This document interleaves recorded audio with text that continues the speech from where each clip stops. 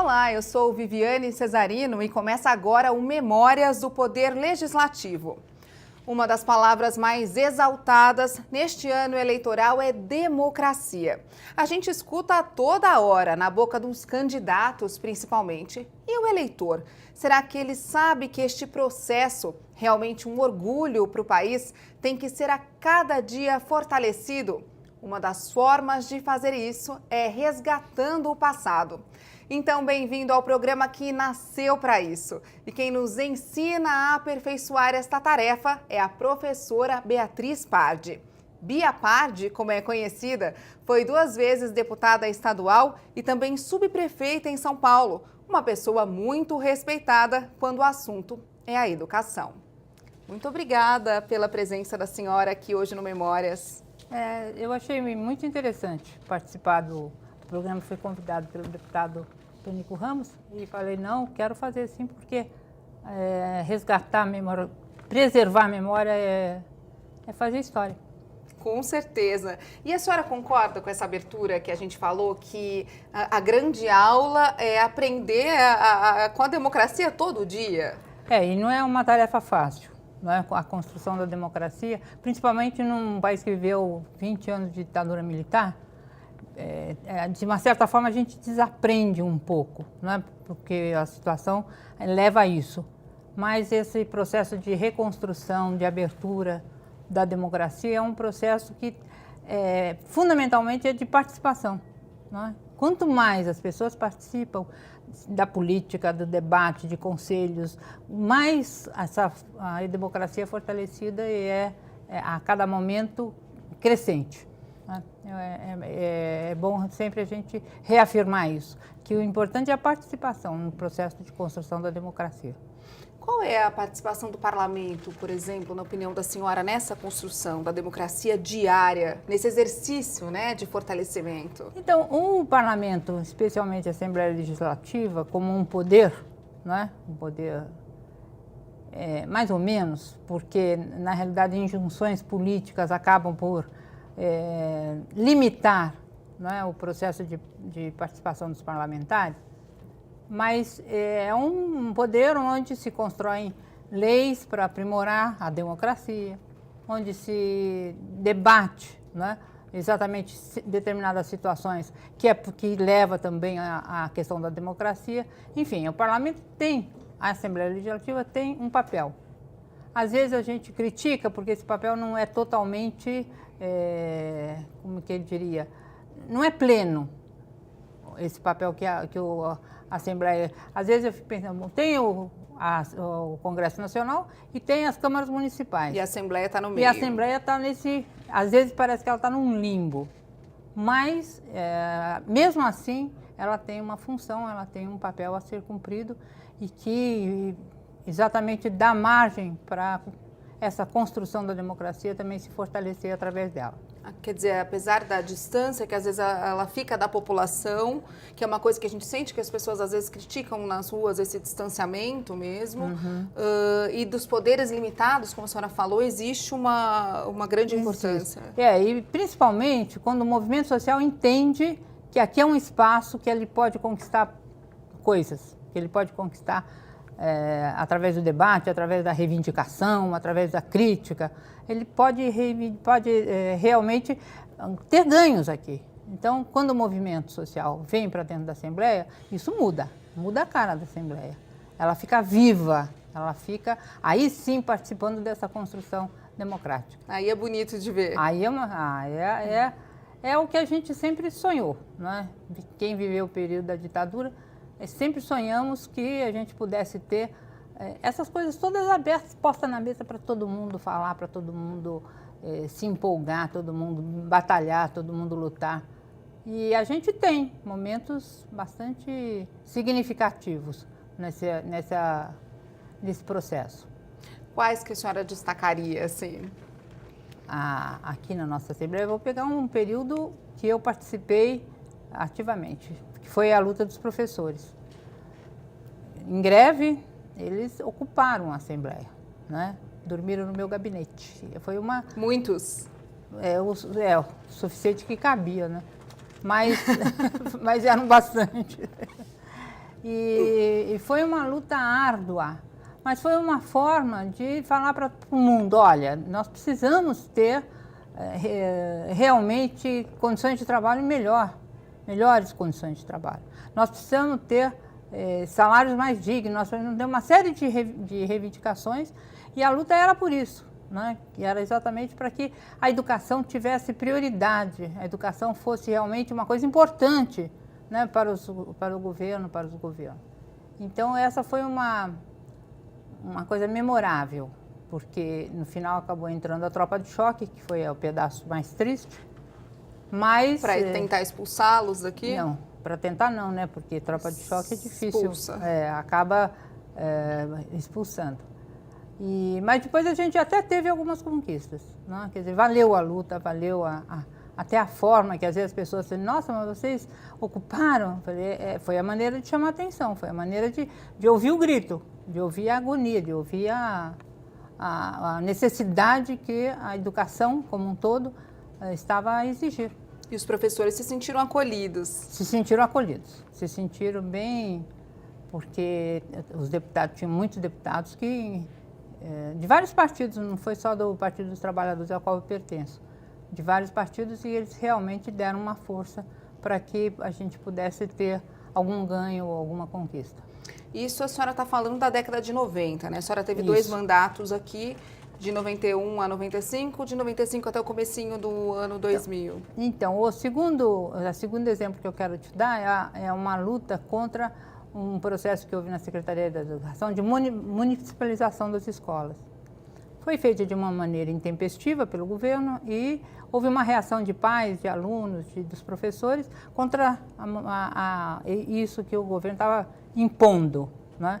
E aí, debates nós fizemos assim, eu acho que quase todo dia tinha um debate, eram pais, eram vereadores, eram professores, para fazer entender o quanto prejuízo ia trazer para a educação aquele processo que a gente estava sendo levado e sendo imposto. Foram duas emoções.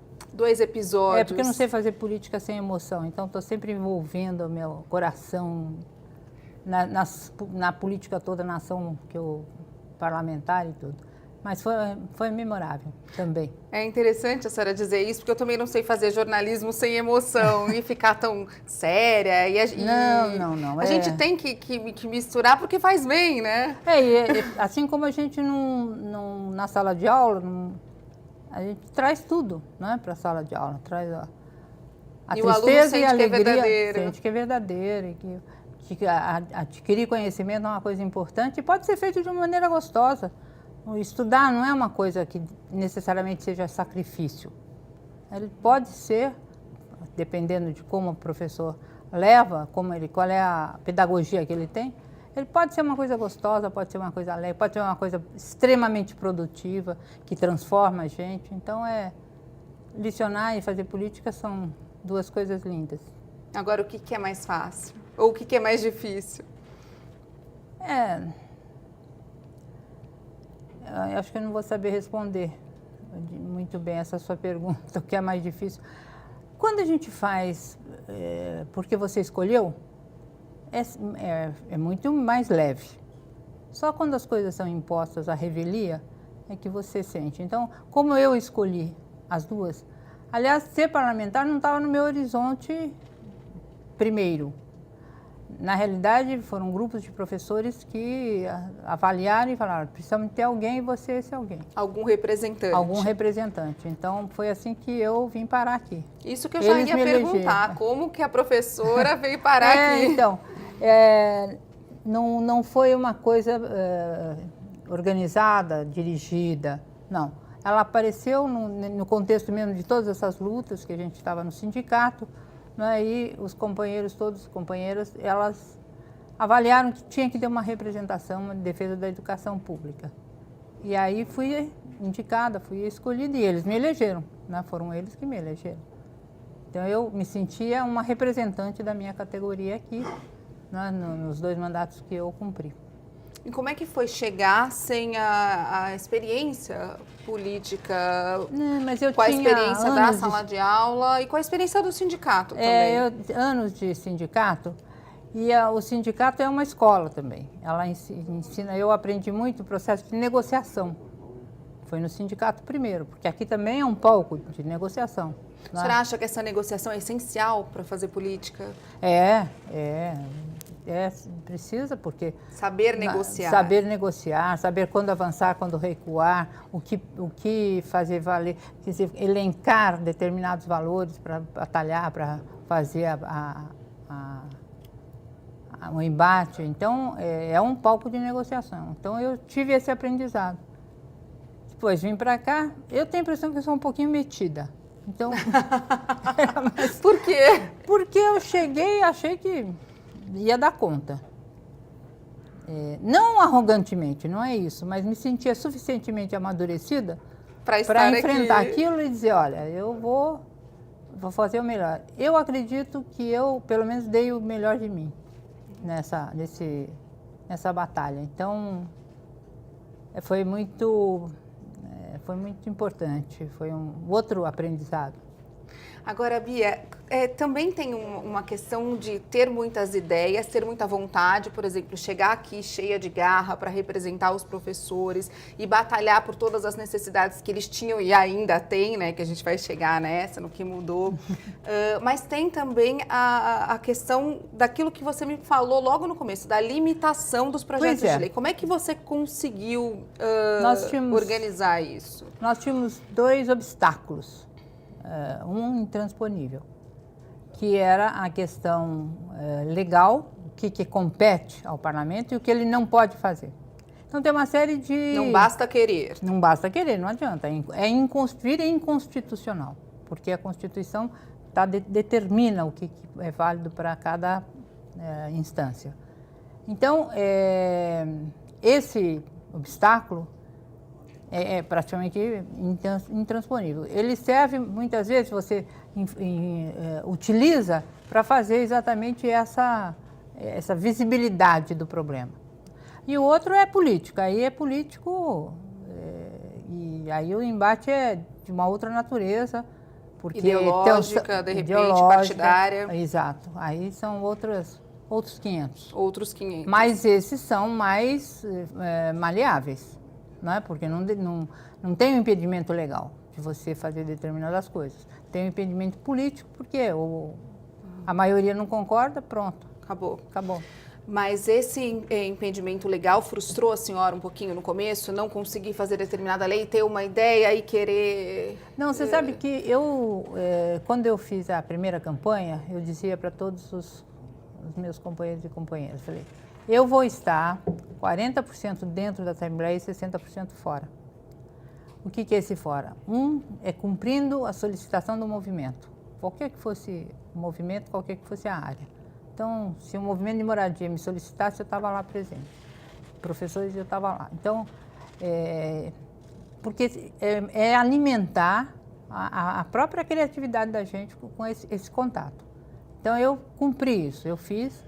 Tanto que eu percorri esse estado aqui, época de julho, por exemplo, que a gente tem o recesso, eu cumpri a visita a acho que mais de 150 cidades, que eu ia exatamente prestar contas e receber as demandas e aquele sangue novo, né, dos eleitores, dos São amigos. realidades bem diferentes.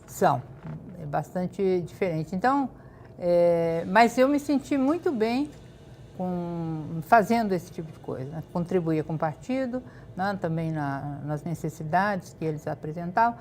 E aqui dentro promovia muito debate, muito. A gente fez, através de comissões, da Comissão de Ciência e Tecnologia, nós fizemos debate com candidatos a governador.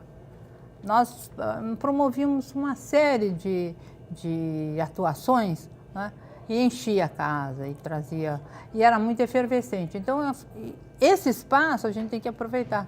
Eu acho que isso eu fiz bem, aproveitei bastante. É um balanço positivo, democraticamente falando, como a gente abriu, positivo. Bastante positivo. era muito rico, muito vivo, muito... Pode ter o testemunho de vários deputados que foram na minha época para que eles foram... Para comprovar. Para comprovar, para afirmar que isso era real. Bia, eu vou chamar então um intervalo, que é rapidinho, e no próximo bloco eu queria falar um pouquinho da situação do PT, como é que era o Partido dos Trabalhadores aqui na década de 90, e contar mais pra gente como é que vocês faziam esses embates aí que te ensinaram tanto.